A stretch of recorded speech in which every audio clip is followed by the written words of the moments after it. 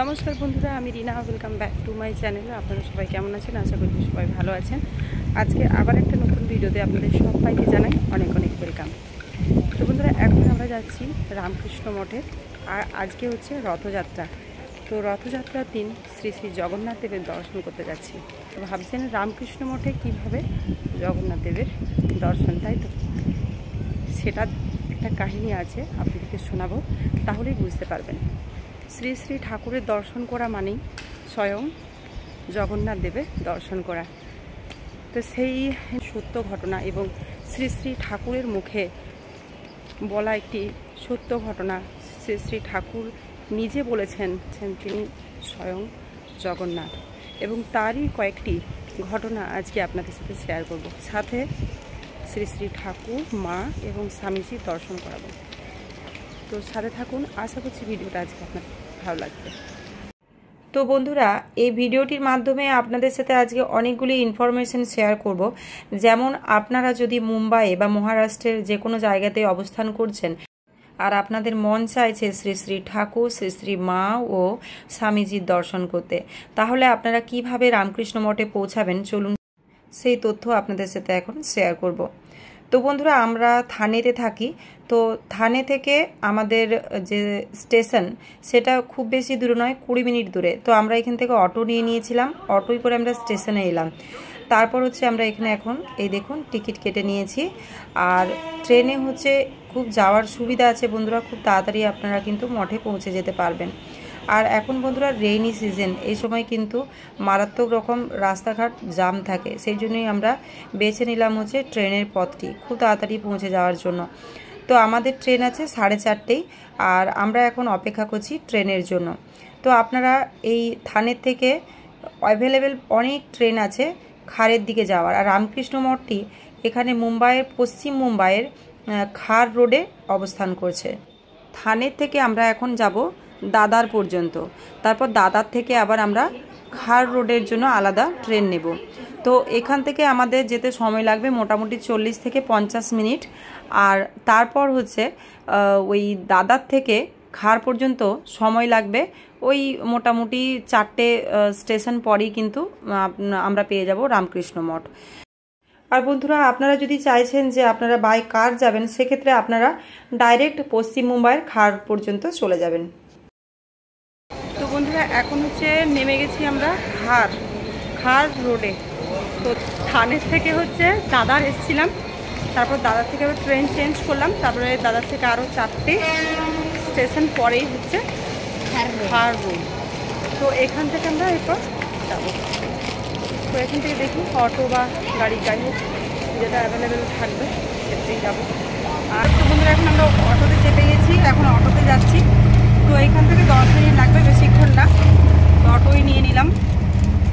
তো এরপর গিয়ে রামকৃষ্ণ মঠে গিয়ে দেখা হচ্ছে। বন্ধুরা, এখন আমরা পৌঁছে গেছি রামকৃষ্ণ মঠে। শ্রী শ্রী ঠাকুর অনেক সময়ই কিন্তু নিজে মুখে বলেছেন তিনিই জগন্নাথ। চলুন সেই নিয়ে কয়েকটি আপনাদের সামনে ঘটনা পাঠ করে শোনাচ্ছি, সেগুলি সত্য ঘটনা। একবার এক বৃদ্ধ সাধুকে শ্রীক্ষেত্র যাত্রাকালে জগন্নাথ রূপে ঠাকুর স্বপ্নে দর্শন দেন। এই যাত্রায় মাতা ঠাকুরানীর কামারপুকুরে অবস্থানকালে গৌরীমা আর একবার তথায় গিয়েছিলেন। একদিন হালদার পুকুরের নিকট গিয়া তিনি দেখেন জনৈক্য বৃদ্ধ সাধু অবসন্ন দেহে বৃক্ষতলে পড়িয়া রহিয়াছেন। গৌরীমা নিকটে গেলে তিনি ক্ষীণ কণ্ঠে প্রশ্ন করিলেন, এ মাই, জগন্নাথজি কত দূর? আর কত পথ হাঁটলে প্রভুর দর্শন মিলবে? দেখিয়াই মনে হইল অনাহার ও পথশ্রমে সাধু ক্লান্ত। পথ চলিতে চলিতে তিনি অক্ষম হয়ে গেছেন। কথা প্রসঙ্গে তিনি জানাইলেন, রাত্রি শেষে তিনি স্বপ্ন দেখিয়াছেন পদ্মপলাশলোচন এক দীর্ঘকায় পুরুষ তাহাকে বলিয়াছেন, কেন উপবাসে কষ্ট পাইতেছ? আমি জগন্নাথ, এখানে আছি, আমায় দর্শন করো, প্রসাদ খাও। বিবরণ শুনিয়া গৌরীমার দেহ রোমাঞ্চিত হয় আর বলেন, আপনি একটু অপেক্ষা করুন, এখানে এক সাধু মাইয়া আছেন, আমি তাকে জিজ্ঞেস করে আসি এই দীর্ঘকায় পুরুষকে। তিনি দ্রুত পদে মায়ের নিকট আসিয়া বলিলেন, ও মা, শুনছ? তোমার কর্তার কাণ্ড এক সাধুর কাছে কামারপুকুরকেই শ্রীক্ষেত্র বলে প্রচার করছেন। শুনিয়া মা বলিলেন, তাকে তুমি নিয়ে এসো। গৌরীমা সাধুকে লইয়া মাতা ঠাকুরানীর নিকট উপস্থিত হইলেন। তাহার যথোচিত অভ্যর্থনার পর গৃহদেবতা রঘুবীরকে দেখাইয়া মা বললেন, আপনি যার দর্শন পেয়েছেন ইনিই জগন্নাথ, আপনি এর প্রসাদ গ্রহণ করুন। সাধু প্রশ্ন করিলেন, এ মাই, জগন্নাথ আর ইনি অভেদ? এর প্রসাদ গ্রহণ করলেই কি আমার জগন্নাথ দেবের প্রসাদ পাওয়া হবে? আপনি আমাকে বলুন। মাতা পুনরায় বলিলেন, হ্যাঁ বাবা, জগন্নাথ আর ইনি অভেদ। জগন্নাথের প্রসাদ আর এর প্রসাদ এক, কোনো পার্থক্য নেই। ইনিই আপনাকে স্বপ্নে দর্শন দিয়ে প্রসাদ পেতে বলেছেন। এই কথা বলিয়া মা প্রসাদ লইয়া আসিলেন। গৌরীমা এতক্ষণ নির্বাক ছিলেন। এখন সাধুকে বলিলেন, মনে আপনি কোনো দ্বিধা রাখবেন না, দুই এক। আর ইনি মা কমলা, এর হাতের প্রসাদ পাওয়া মহাভাগ্যের কথা। সাধুর মনে কোনো সংশয় রহিল না। এইবার তিনি ভক্তি ভরে গোবিন্দম আদিপুরুষং তমহং ভজামে বলিতে বলিতে মহাপ্রসাদকে প্রণাম করিয়া হিষ্ট মনে তাহা গ্রহণ করিলেন এবং কিয়ৎকাল পর সাধু পুনরায় শ্রীক্ষেত্র অভিমুখে যাত্রা করেন। তো বন্ধুরা, আরও একটি ঘটনা আপনাদের সামনে এখন পাঠ করে শোনাব। এই ঘটনাটি ঘটে পুরীতে। স্বামী তুরীয়ানন্দ একসময় পুরীতে অবস্থানকালে জগন্নাথ দেবের দর্শনে যান। যখন স্বামী তুরীয়ানন্দ সিঁড়ির এক পাশ দিয়ে উপরে উঠছেন জগন্নাথ দেবের দর্শন করতে যাওয়ার জন্য, তখন তিনি দেখলেন সিঁড়ির ঠিক অন্য পাশ দিয়ে শ্রী শ্রী ঠাকুর রামকৃষ্ণ নিচে নামছেন। গলায় ঠাকুরের ফুলের মালা এবং পরনে অতি সাধারণ জামা কাপড়। ঠাকুরকে দেখা মাত্রই মহারাজ তখন ছুটে গেলেন এবং ভূমিষ্ঠ হয়ে প্রণাম করলেন ঠাকুরকে। প্রণাম শেষে যখন স্বামী তুরীয়ানন্দ ঠাকুরের পাদস্পর্শ করতে গেলেন, তখন ঠাকুর অদৃশ্য হয়ে গেলেন। তখন স্বামী তুরীয়ানন্দের মনে হলো যে ঠাকুর তো সশরীরে নেই। তিনি যাকে দর্শন করতে মন্দিরের ভিতর যাচ্ছিলেন, আগেই ঠাকুর কৃপা করে দর্শন দিলেন। তখন মহারাজ অনুভব করলেন রামকৃষ্ণ জগন্নাথ রূপে অবতীর্ণ হয়েছিলেন। এই জন্যই ঠাকুর মনে হয় পুরী কোনোদিন যাননি। তিনি বলতেন, পুরী গেলে তার শরীর আর থাকবে না, শরীর ত্যাগ হবে। এই জন্যই শ্রী শ্রী ঠাকুর কখনোই পুরী ধামে যাননি। তো বন্ধুরা, দুটি ঘটনার মধ্য দিয়ে আপনারা জানতে পারলেন যে শ্রী শ্রী ঠাকুরই হলেন জগন্নাথ এবং তিনি সেটা নিজ মুখেই বলে গেছেন। তো বন্ধুরা, আজকে রথযাত্রার দিন আমরাও এসেছি। আমরা তো পুরী যেতে আজকে পারলাম না, তাই আজকে আমরা ভাবলাম এখানে শ্রী শ্রী ঠাকুরের দর্শন করি, তাতেই আমাদের জগন্নাথ দেবের দর্শন হয়ে যাবে। তো আমরা এখানে চলে এসেছি। আর এখানের পুরো আগেই আপনাদেরকে দেখালাম যে শ্রী শ্রী ঠাকুর, মা এবং স্বামীজির দর্শন করালাম। এখন আমরা মাতৃ মন্দিরে আছি।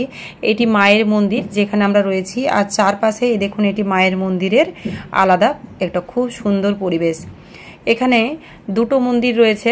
একদিকে রয়েছে ঠাকুর, স্বামীজি এবং মায়ের একই সঙ্গে বড় একটি মন্দির, আর তার পাশেই রয়েছে মাতৃ মন্দির। তো বন্ধুরা, এখন আমরা প্রসাদ পেয়েছি শ্রী শ্রী ঠাকুর, মা ও স্বামীজির। ধন্য হলাম, আমাদের এখানে আসা ধন্য হলো শ্রী শ্রী ঠাকুর, মা ও স্বামীজির দর্শন পেয়ে।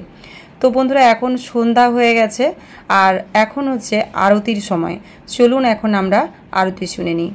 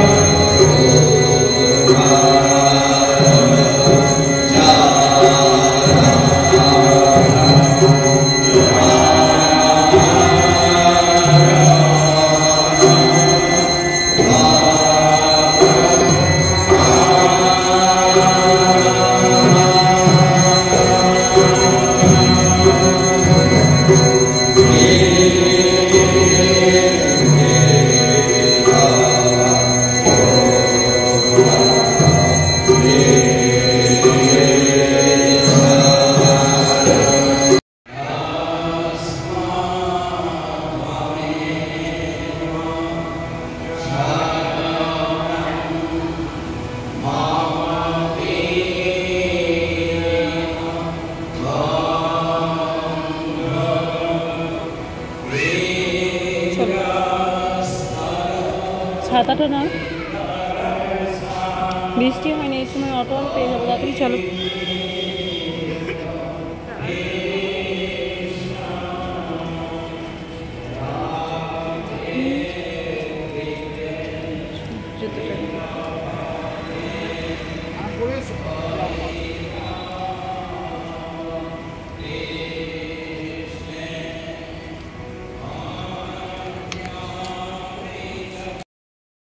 তো বন্ধুরা, এরপর হচ্ছে আমরা এখন রামকৃষ্ণ মঠ থেকে বেরিয়ে যাচ্ছি। তো এখন বাজছে 8টা। তো আরতি মোটামুটি হয়ে গেল আর কি। তো আরও মনে হয় কিছুক্ষণ হবে, আমি জানি না। এরপর আমাদের ফিরতে ফিরতে না হলে লেট হয়ে যাবে, আর আমরা ট্রেনে যাব। তো সেই জন্য এখন চলে যাচ্ছি। আর বাইরে রেখে এবার কিছু খাওয়া দাওয়া করবো ভাবছি, কারণ ফিরতে ফিরতে 10টা তো বাজবেই। তো 1.5-2 ঘন্টা লেগে যাবে, বৃষ্টি হচ্ছে সব সময়তেই। তো এরপর বাকি যদি কোথাও যাই আবার আপনাদের সামনে আসছি, তা না হলে এরপর একদম বাড়ি দিকে দেখা হবে। সবাই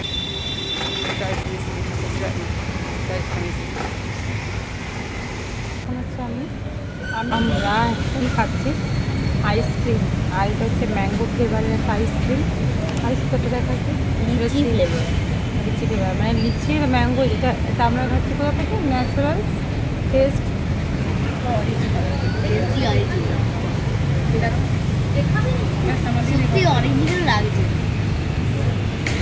তো টেস্ট কিন্তু একদম অরিজিনাল, মনে হচ্ছে যেন অরিজিনাল।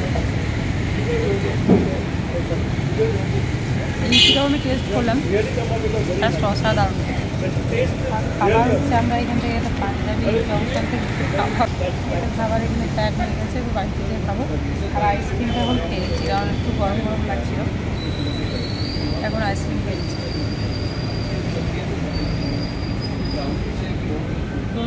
আজকে হচ্ছে আমরা ভেজ খাচ্ছি, যেহেতু রথযাত্রা, সেহেতু আমরা ননভেজ খাইনি। ভেজই প্যাক করেছি, বাটার নান আর কি পনির কোলাপুরি, আর সাথে হচ্ছে আইসক্রিমটা আগেই খেয়ে নিলাম।